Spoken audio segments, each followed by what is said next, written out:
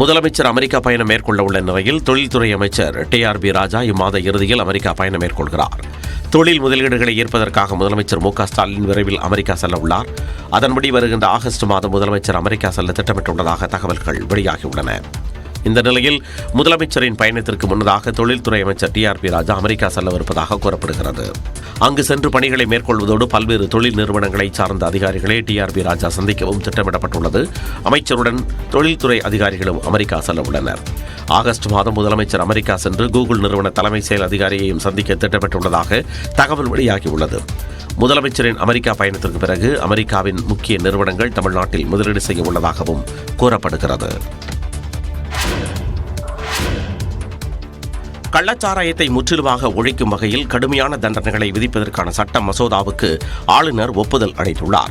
தற்போதுள்ள 1937 ஆண்டு மதுவிலக்கு சட்டத்தின்படி விதிகளை மீறி மதுவினை இறக்குமதி செய்வது, ஏற்றுமதி மற்றும் அருந்துதல் குற்றங்களுக்கு தண்டனைகள் விதிக்கப்படுகிறது. இந்நிலையில் மனித உயிருக்கு கேடு விளைவிக்கக்கூடிய கள்ளச்சாராயத்தை தயாரித்தல், வைத்திருத்தல், விற்பனை செய்வது போன்ற குற்றங்களுக்கு வழங்கப்படக்கூடிய தண்டனைகள் போதுமானதாக இல்லை என்று கருதி இச்சட்டத்தில் திருத்தம் கொண்டுவரப்பட்டது. கள்ளச்சாராயத்தை முற்றிலும் ஒழிக்கும் வகையில் கடுமையான தண்டனை வழங்கும் வகையில் சட்ட திருத்தம் செய்யப்பட்டது.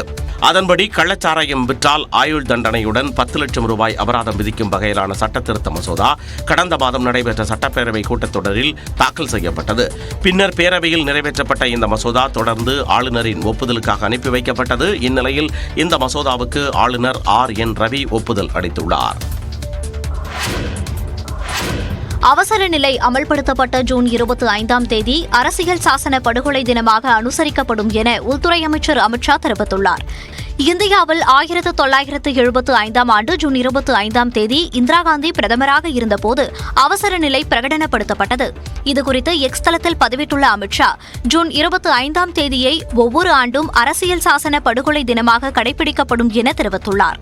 அவசர நிலை பிரகடனத்தால் மனிதாபிமானமற்ற வழிகளை சகித்த அனைவரின் மகத்தான பங்களிப்பை இந்த நாளில் நினைவு கூறப்படும் என கூறியுள்ளார்.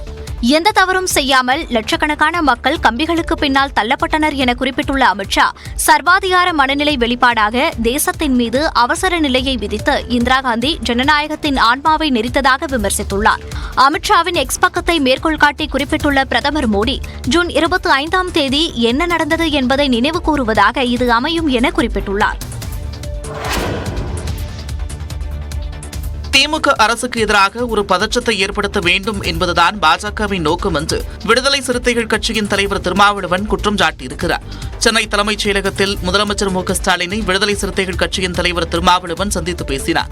பின்னர் செய்தியாளர்களுக்கு பேட்டியளித்த அவர், தமிழ்நாட்டில் சட்டம் ஒழுங்கை சீர்குலைப்பதே பாஜகவின் அரசியல் திட்டம் என்றார். அவர்களின் அரசியல் செயல் திட்டம் என்பது திமுக அரசுக்கு எதிராக இங்கே ஒரு பதற்றத்தை ஏற்படுத்த வேண்டும், ஒவ்வொரு வாய்ப்பையும் பயன்படுத்தி சட்டம் ஒழுங்கை சீர்குலைக்க வேண்டும் என்பதாகத்தான் இருக்கிறது. ஆருத்ரா நிதி நிறுவன மோசடி மற்றும் ஆம்ஸ்டாங் படுகொலையில் பாஜக நிர்வாகிகளுக்கு தொடர்பு உள்ளதாகவும் திருமாவளவன் குறிப்பிட்டார். ஆருத்ரா கோல்டு விவகாரத்திலே சம்பந்தப்பட்டவர்கள் பாரதிய ஜனதா கட்சியில் பொறுப்பிலேயே இருக்கிறார்கள்.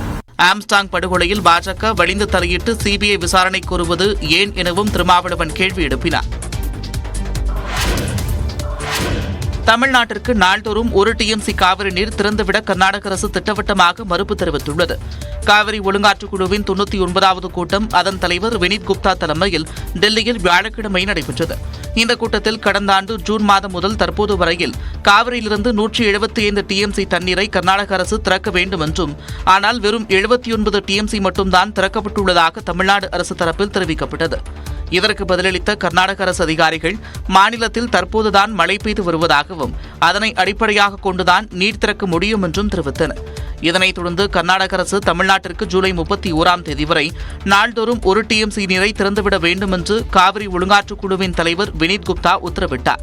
இந்நிலையில் கர்நாடக முதலமைச்சர் சித்தராமையா, துணை முதலமைச்சர் DK சிவகுமார் மற்றும் அதிகாரிகள் பெங்களூருவில் அவசர ஆலோசனை நடத்தினர். இதில் தமிழ்நாட்டிற்கு நாள்தோறும் 1 TMC காவிரி நீர் திறந்துவிட இயலாது என்று முதலமைச்சர் சித்தராமையா தெரிவித்தார். That we are shortage of 28% of water in our reservoirs. We are not in a position to release water till end of July this year. Karnataka அணைகளில் போதிய அளவில் தண்ணீர் இல்லை என்று முதலமைச்சர் சித்தராமையா குறிப்பிட்டிருக்கிறார். மதுரையில் பள்ளி மாணவனை கடத்தி 2 கோடி ரூபாய் பணம் கேட்டு மிரட்டிய வழக்கில் முன்னாள் காவலர் உட்பட 5 பேர் கைது செய்யப்பட்டுள்ளனர். மதுரை விவேகானந்த தெருவைச் சேர்ந்த 14 வயது சிறுவன் ஆட்டோவில் பள்ளிக்கு செல்லும்போது அடையாளம் தெரியாத 4 பேர் கொண்ட கும்பல் கடத்திச் சென்று 2 கோடி ரூபாய் தர வேண்டும் என்று தாயிடம் கேட்டுள்ளனர்.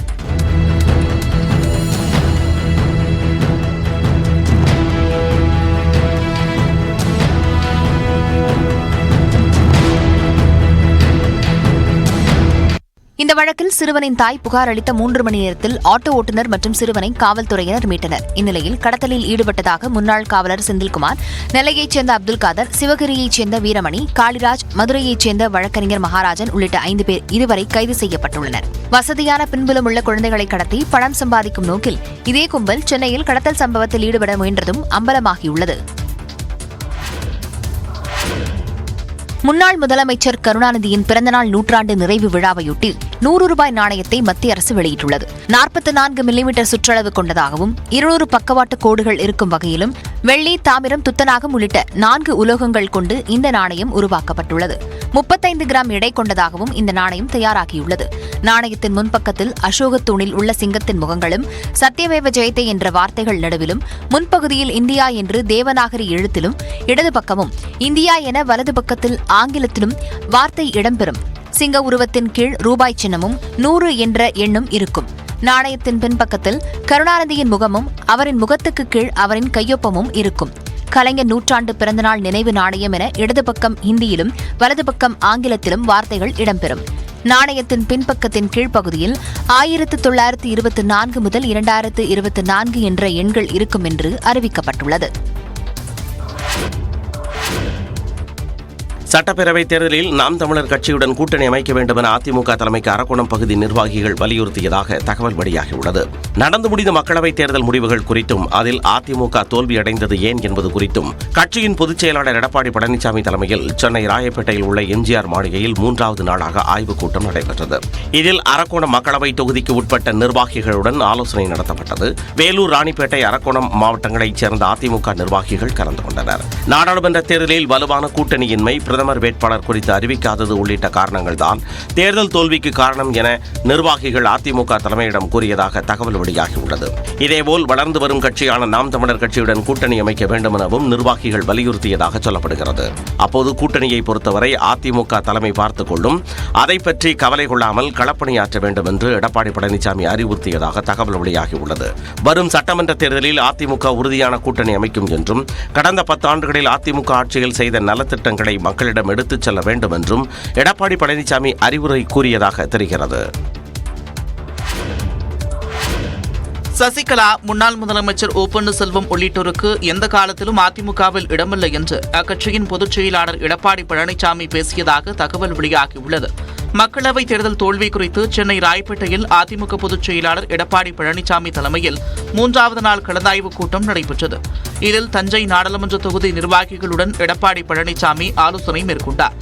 அப்போது தஞ்சை தொகுதியைச் சேர்ந்த நிர்வாகிகள் சிலர் சசிகலாவை கட்சியில் சேர்ப்பது குறித்து கோரிக்கை விடுத்ததாக தெரிகிறது.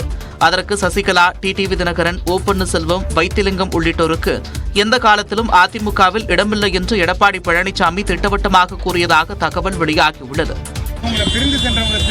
அதை பற்றிலாம் ஒன்றும் அந்த மாதிரிலாம் கோரிக்கை இல்லை. சேர்க்க வேணாம்னு தான் கோரிக்கை நிறையா இருந்துச்சு. தஞ்சை மாவட்டத்தை பொறுத்தவரை வைத்திலிங்கம் சேர்க்க வேணாம்னு கோரிக்கை நிறையா இருக்கு. தஞ்சை மாவட்டத்தை பொறுத்தவரை வைத்திலிங்கத்தை சேர்க்க வேண்டாம் என்ற கோரிக்கைதான் வலுவாக இருந்ததாக அதிமுக நிர்வாகிகள் தெரிவித்தனர். தூத்துக்குடியில் மின்சார வாகன ஆலை அமைய உள்ள வின்பாஸ் நிறுவனத்திற்கு சுற்றுச்சூழல் அனுமதி வழங்கப்பட்டுள்ளது. உலகின் முன்னணி மின் வாகன தயாரிப்பு நிறுவனமான வியட்நாம் நாட்டைச் சேர்ந்த வின்பாஸ்ட் தூத்துக்குடியில் உற்பத்தி ஆலை அமைக்க உள்ளது. 16,000 கோடி ரூபாயில் மின்சார கார் உற்பத்தி தொழிற்சாலையை அமைக்க ஒப்பந்தம் செய்துள்ளது. தூத்துக்குடி சில்லாநத்தம் சிப்காட் பகுதியில் 408 ஏக்கர் நிலம் இதற்காக ஒதுக்கப்பட்டுள்ள நிலையில் 16,000 கோடி ரூபாயில் ஆலை அமைய உள்ளது. வின்பாஸ் தொழிற்சாலை அமைக்கும் பணிகளுக்கு முதலமைச்சர் மு.க. ஸ்டாலின் கடந்த பிப்ரவரி மாதம் அடிக்கல் நாட்டினார். இந்நிலையில் அணையில் கட்டுமான பணிகளை மேற்கொள்வதற்கான சுற்றுச்சூழல் அனுமதியை தமிழ்நாடு சுற்றுச்சூழல் தாக்க மதிப்பீட்டு ஆணையம் தற்போது வழங்கியுள்ளது. அதன்படி முதற்கட்டமாக சுமார் 1100 கோடி ரூபாய் செலவில் 114 ஏக்கரில் தொழிற்சாலை அமைக்கப்பட உள்ளது. இதில் ஆண்டுக்கு 50,000 வாகனங்களை உற்பத்தி செய்யும் வகையில் 2 பணிமனைகள், 2 குடோன்கள், கார் பரிசோதனை செய்யும் இடம் உள்ளிட்டவை அமைய உள்ளன.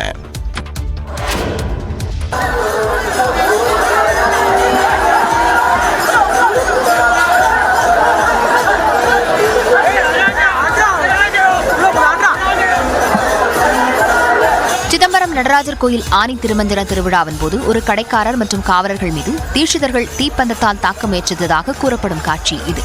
ஆனி திருமஞ்சன தேர் நிலையை அடைந்த பிறகு நடராஜர் சிலை 1000 கால் மண்டபத்துக்கு எடுத்துச் செல்லும் போது தீப்பந்தங்கள் முன்னே எடுத்துச் செல்வது வழக்கம். இந்நிகழ்வின் போது ஆண்டுதோறும் பாலசுப்ரமணியன் என்பவரின் கடைக்கு அருகே தீட்சிதர்கள் தீப்பந்தங்களை கடைக்குள் போடும் வகையில் அச்சுறுத்துவதாக கூறப்படுகிறது. இந்நிலையில் இந்த ஆண்டு மோதல் ஏற்படாமல் தடுக்க 40க்கும் மேற்பட்ட காவலர்கள் அங்கு குவிக்கப்பட்டனர். அதையும் மீறி தீட்சிதர்கள் பாலசுப்ரமணியன் கடைக்குள் தீப்பந்தங்களை வீச முயற்சித்தனர். அதனை தடுக்கும்போது காவலர் ஒருவருக்கு காயம் ஏற்பட்டது. அவருக்கு அரசு மருத்துவமனையில் சிகிச்சை அளிக்கப்படுகிறது. தீட்சிதர்கள் அச்சுறுத்தும் வகையில் நடந்து கொண்ட புதிய சிசிடிவி காட்சிகள் வெளியாகியுள்ளன.